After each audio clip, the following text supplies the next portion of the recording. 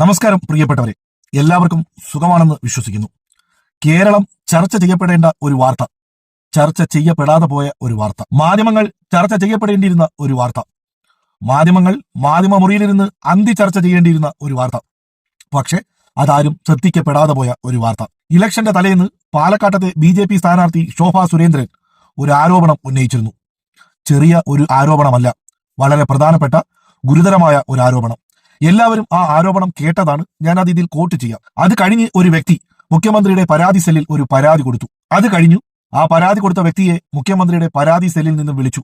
ആ പരാതി കൊടുത്ത ആളെ പരാതി സെല്ലിൽ നിന്ന് വിളിച്ച ഫോൺ റെക്കോർഡും ഞാൻ ഇതിനകത്ത് ആഡ് ചെയ്യുന്നുണ്ട്. ഈ വീഡിയോ അവസാനം വരെയും നിങ്ങൾ കാണുകയും കേൾക്കുകയും ചെയ്യണം. ആദ്യം നമുക്ക് ശോഭാ സുരേന്ദ്രൻ പറഞ്ഞ ആ ആരോപണം ഒന്ന് കേട്ടിട്ട് തിരികെ വരാം. ഇവിടെ ഒരാളുടെ മുഖം മൂടി വലിച്ചു കീറാൻ എറണാകുളത്ത് നിന്ന് പോലും 16-15 വയസ്സുള്ള പെൺകുട്ടികളെ പീഡിപ്പിച്ച രാഹുൽ മാങ്കൂട്ടത്തിന്റെ പോക്സോ കേസ്, അതിന് പണം കൊടുത്ത ശ്രീമാൻ ഷാഫി പറമ്പലിനെ വരെ ഞാൻ ഇതിന്റെ മുന്നിൽ വലിച്ചു കീറിത്തരാം. ഒന്ന്. രണ്ട് ഞാൻ പറയാൻ ആഗ്രഹിക്കുന്നു. ഇപ്പോഴത്തെ മാന്യനുണ്ടല്ലോ UDF സ്ഥാനാർത്ഥി, അദ്ദേഹത്തിന്റെ കഥ കിട്ടിയിട്ട് ഞാൻ ഒന്നും മിണ്ടാതിരിക്കുന്നത് എനിക്ക് ആ പതിവില്ല. എന്റെ ഓപ്പോസിറ്റ് നിൽക്കുന്നവർക്കെതിരെ എന്ത് സംഭവിച്ചാലും ഞാൻ രാഷ്ട്രീയം പറഞ്ഞുകൊണ്ട് വോട്ട് ചോദിക്കും, വികസനം പറഞ്ഞുകൊണ്ട് വോട്ട് ചോദിക്കും. ഒരാൾ എറണാകുളത്ത് നിന്ന് എന്നെ കാണാൻ വന്ന് തിരിച്ചു പോയിട്ടുണ്ട്. ഒരു മാധ്യമ പ്രവർത്തകരും അറിഞ്ഞിട്ടില്ല. ആ പെൺകുട്ടിയോട് ചില കാര്യങ്ങളൊക്കെ ഞാൻ പറഞ്ഞിട്ടുണ്ട്. ഇലക്ഷൻ കഴിഞ്ഞാൽ, ഈ 10-ാം തീയതി കഴിഞ്ഞാലാണ് ഒറിജിനൽ ആയിട്ടുള്ള കളി കേരള രാഷ്ട്രീയം കാണാൻ പോകുന്നത്.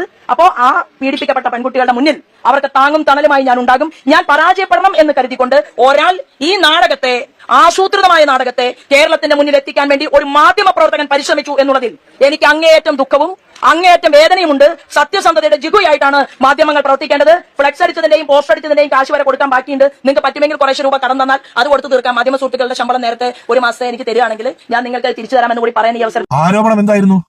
15-16 വയസ്സ് പ്രായമുള്ള പ്രായപൂർത്തിയാകാത്ത പെൺകുട്ടികളെ കേരള രാഷ്ട്രീയത്തിലെ ഏറ്റവും വലിയ സ്ത്രീലമ്പടനും പെർവട്ടറുമായ രാഹുൽ മാങ്കൂട്ടത്തിൽ പീഡിപ്പിക്കുകയും ആ കേസ് രാഹുൽ മാങ്കൂട്ടത്തിന്റെ പ്രിൻസിപ്പാളും ഹെഡ്മാസ്റ്ററുമായ ഷാഫി പറമ്പിൽ കാശ് കൊടുത്ത് ഒത്തുതീർപ്പാക്കുകയും ചെയ്തു എന്നായിരുന്നു ശോഭാ സുരേന്ദ്രന്റെ ആരോപണം. ഇനി ഈ കേസുമായി ബന്ധപ്പെട്ടിട്ട് ഞാൻ പറഞ്ഞ ഒരു വ്യക്തി കൊടുത്ത പരാതിയുടെ സ്ക്രീൻഷോട്ടാണ് നമ്മൾ ഈ കണ്ടുകൊണ്ടിരിക്കുന്നത്. ഇത്രയും ഗുരുതരമായ ഒരു ആരോപണം ശോഭാ സുരേന്ദ്രൻ രാഹുൽ മാങ്കൂട്ടത്തിനെതിരെയും ഷാഫി പറമ്പിനെതിരെയും ഉന്നയിച്ചിട്ട് ഇത് ശരിയാണെന്നോ തെറ്റാണെന്നോ, അല്ലെങ്കിൽ ഇതിനെതിരെ ഒരു മാനനഷ്ട കേസ് കൊടുക്കാനോ ഇന്ന് വരെ രാഹുൽ മാങ്കൂട്ടവും ഷാഫി പറമ്പിലും ശ്രമിച്ചിട്ടില്ല. തൊട്ടതിനും പിടിച്ചതിനുമെല്ലാം കേസ് കൊടുക്കുകയും വീഡിയോയിലൂടെ വന്ന് പ്രതികരിക്കുകയും ചെയ്യുന്ന ഷാഫി പറമ്പിലും രാഹുൽ മാങ്കൂട്ടവും ഈ കേസ് മൗനമാണ്. അതോടൊപ്പം കേരളത്തിലെ മാധ്യമങ്ങളും മൗനത്തിലാണ്. ഇനി നമുക്ക് ആ പരാതി കൊടുത്ത ആളെ മുഖ്യമന്ത്രിയുടെ പരാതി സെല്ലിൽ നിന്നും വിളിച്ച ആ ഫോൺ റെക്കോർഡോട് കേട്ടിട്ട് നമുക്ക് തിരിച്ചു വരാം. ഹലോ, നമസ്കാരം. ഞാൻ മുഖ്യമന്ത്രിയുടെ പരാതി പരിഹാര സെല്ലിൽ നിന്നാണ്. ഈ ശോഭാ സുരേന്ദ്രന്റെ പ്രസ് മീറ്റുമായിട്ട് ബന്ധപ്പെട്ട ഒരു പരാതി നമുക്ക് തന്നിരുന്നല്ലോ. ഓക്കെ, അതുപ്രകാരം നമ്മൾ അന്വേഷിച്ച് ശോഭാ സുരേന്ദ്രന്റെ മൊഴിയെടുത്തു. അപ്പോൾ അതിനകത്ത് അവർ പറഞ്ഞേക്കുന്നത്, അവരെ ഒരു സ്ത്രീ അവിടുത്തെ ഈ പാലക്കാട് പ്രചരണ സമയത്ത് ഒരു സ്ത്രീ വന്ന് കണ്ടിരുന്നു. ഒരു അംബിക എന്ന് പറയുന്ന ഒരു സ്ത്രീ എന്നാണ് പറയുന്നത്. അവരുടെ ഡീറ്റെയിൽസ് ഒന്നും അറിയില്ല. അവർ വന്ന് ഇതുപോലെ രാഹുൽ മാങ്കൂട്ടത്തിലാണ് ഇങ്ങനെ രണ്ട് കുട്ടികളെ പീഡിപ്പിച്ചത് രീതിയിലേക്ക് അവരോട് പറഞ്ഞതെന്നും അത് ഷാഫി പറമ്പിൽ ഇടപെട്ട് പണം കൊടുത്ത് ഒതുക്കി തീർക്കുമെന്നാണ് അവർ പറഞ്ഞേക്കുന്നത്. അപ്പോൾ അതിനകത്ത് ഈ സ്ത്രീയെ അവരോട് ഈ പാലക്കാട് ടൗൺ പോലീസ് സ്റ്റേഷനിൽ വരാനായിട്ട് വിളിച്ചിരുന്നു. വരാൻ പറഞ്ഞിട്ടാണ് അന്ന് പോയത്. പക്ഷെ അവർ പിന്നെ വരികയോ വിളിക്കുകയോ ഒന്നും ചെയ്തിട്ടില്ല ഇതുവരെയും. അപ്പൊ ആരാണെന്ന് ഇവർക്ക് അറിയില്ല, ആളാരാണെന്ന് അറിയില്ല. അപ്പോൾ ഇതുമായിട്ട് ബന്ധപ്പെട്ട് കൂടുതൽ മൊഴി തരാനും അവർക്ക് അറിയില്ല. ഈ പറഞ്ഞ സ്ത്രീയെ കിട്ടുകയാണെങ്കിൽ മാത്രമേ അവർക്ക് എന്തെങ്കിലും ചെയ്യാൻ പറ്റുള്ളൂ എന്നാണ് ഇപ്പോൾ അവർ അറിയിച്ചേക്കുന്നത്. അതനുസരിച്ചിട്ട് അവരോട് പറഞ്ഞിട്ടുണ്ട്, നിങ്ങൾ കൃത്യമായ വിവരമില്ലാതെ ഇത്തരത്തിലേക്ക് പ്രസ്താവനകളൊന്നും നടത്തരുത്, അല്ലെങ്കിൽ അത് പോലീസിനെ അറിയിക്കണം. തെളിവ് എന്തെങ്കിലും ഒട്ടിയാൽ അപ്പോൾ തന്നെ പോലീസിനെ അറിയിക്കണം എന്നാണ് അവർ താക്കീതും കൊടുത്തിട്ടുണ്ട്. അതോടൊപ്പം തന്നെ ഈ തെളിവുകൾ ഇനി ലഭിക്കുകയാണെങ്കിൽ അതിന് നടപടി എടുക്കാനായിട്ട് നമ്മൾ അവിടെ SP നിർദ്ദേശം കൊടുത്തിട്ടുണ്ട് കേട്ടോ. അത് ക്ലോസ് ചെയ്തു അല്ലേ? DYSP നിർദ്ദേശം കൊടുത്തിട്ട് നമുക്ക് ഇപ്പോൾ ക്ലോസ് ചെയ്യും. മറ്റേ അടുത്ത് ഇവര് പരാതി തരിക അല്ലെങ്കിൽ എന്തെങ്കിലും ഡീറ്റെയിൽസ് കിട്ടുകയാണെങ്കിൽ അവര് പറയുന്നത് അവരുടെ അടുത്ത് ഈ പീഡിപ്പിക്കാൻ വന്ന കുട്ടികൾ പറഞ്ഞു എന്നാണല്ലോ പറയുന്നത്. കുട്ടികളെന്നല്ല, ഒരു അംബിക എന്ന് പറയുന്നത് ഒരു പരിചയപ്പെടുത്തിയ സ്ത്രീ. അതായത് ഇവര് പാലക്കാട് ചന്ദ്രനഗറിലാണ് താമസിച്ചിരുന്നത് തെരഞ്ഞെടുപ്പിന് വേണ്ടിയിട്ട്. അവരുടെ വീട്ടിൽ അവർ പറഞ്ഞത് അങ്ങനെയല്ല. അവര് പറഞ്ഞത് അല്ല, അവര് അറിയാലോ, പ്രസ് മീറ്റിൽ അവര് സംസാരിക്കുന്നതെല്ലാം ഇലക്ഷനും കൂടെ അല്ലേ, ആ രീതിക്കായിരിക്കും സംസാരിക്കുന്നത്. അറിയാലോ, നമുക്ക് മനസ്സിലാവുമല്ലോ. അങ്ങനെയല്ലല്ലോ പറയണത്. അവരെ പീഡിപ്പിക്കപ്പെട്ട കുട്ടികൾ അവര് വന്ന് പറഞ്ഞു പറയണവര്. അല്ല, ഇവരിപ്പോ നമുക്ക് മൊഴി തന്നിരിക്കുന്നത് അംബിക എന്ന് പറയുന്ന ഒരു സ്ത്രീ പറഞ്ഞു. ഈ പാലക്കാട് ചന്ദ്രനഗറിൽ താമസിക്കുമ്പോൾ അംബിക എന്ന് പറയുന്ന ഒരു സ്ത്രീയാണ് വന്ന് പരിചയപ്പെട്ടു. അവർക്ക് നേരത്തെ പരിചയമൊന്നുമില്ല. പരിചയപ്പെട്ടിട്ട് അവരിങ്ങനെ ഒരു കാര്യം അറിയിച്ചതിൽ അവർ പറഞ്ഞേക്കുന്നത് പ്രായപൂർത്തിയാകാത്ത 2 കുട്ടികളെ രാഹുൽ മാങ്കൂട്ടത്തിൽ ഭീഷണിപ്പെടുത്തി അവർക്ക് അവരോട് വിരോധമുണ്ട് ഇവർക്ക്. അത് ഷാഫി പറമ്പിൽ പൈസ കൊടുത്ത് ഒഴിവാക്കിയതാണെന്ന് പറഞ്ഞു. അവർക്ക് ഒറ്റയ്ക്ക് ഇത് പത്രസമ്മേളനം നടത്താൻ കഴിയില്ല, അതിന് സഹായം ആവശ്യപ്പെട്ടാണ് ഇവർ വന്നിരുന്നതെന്നാണ് പറയുന്നത്. അത്തരത്തിൽ അവർ പറഞ്ഞു അങ്ങനെയാണെങ്കിൽ ഉച്ചയ്ക്ക് ശേഷം പാലക്കാട് ടൗൺ പോലീസ് സ്റ്റേഷനിലേക്ക് പോവാം എന്ന് പറഞ്ഞ് അവർ വിളിച്ചിരുന്നു.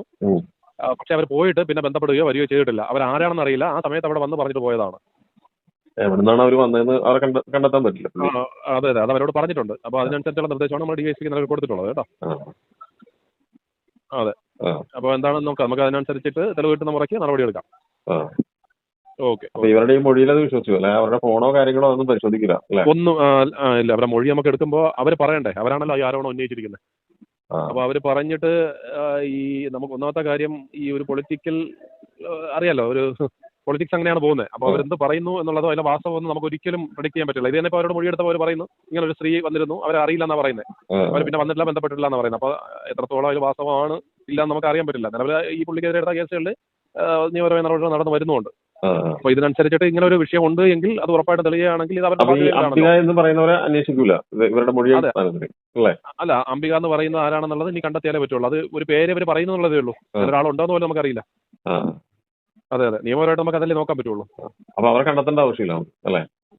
അവരെ കണ്ടെത്താൻ അങ്ങനെ ഒരാളുണ്ടെങ്കിൽ കണ്ടെത്താൻ പറ്റും. അങ്ങനെ ഒരാളുണ്ടോ എന്ന് നമുക്കറിയില്ല. അതെ, അല്ല എന്നുണ്ടെങ്കിൽ എന്ത് ചെയ്യണം? ഇവർ ഇത്തരത്തിലൊരു പ്രസ്താവന കൊടുത്തതിനെതിരെ മറ്റവര് നിയമ നടപടി സ്വീകരിക്കണം. ഈ രാഹുൽ മാങ്കൂട്ടത്തിൽ നിലപാട് സ്വീകരിക്കണം. അതിലേക്കാനായിട്ടുള്ള ഇതായിട്ട് പറയണം. എങ്കിൽ അത്തരത്തിലെങ്കിലും ഒരു അന്വേഷണം എടുക്കാം. അങ്ങനെ ഒരു സാധനം വന്നിട്ടില്ല. അപ്പൊ നമുക്ക് ഈ കോടതിയിലേക്ക് അല്ലാതെ പോകാൻ പറ്റില്ലല്ലോ.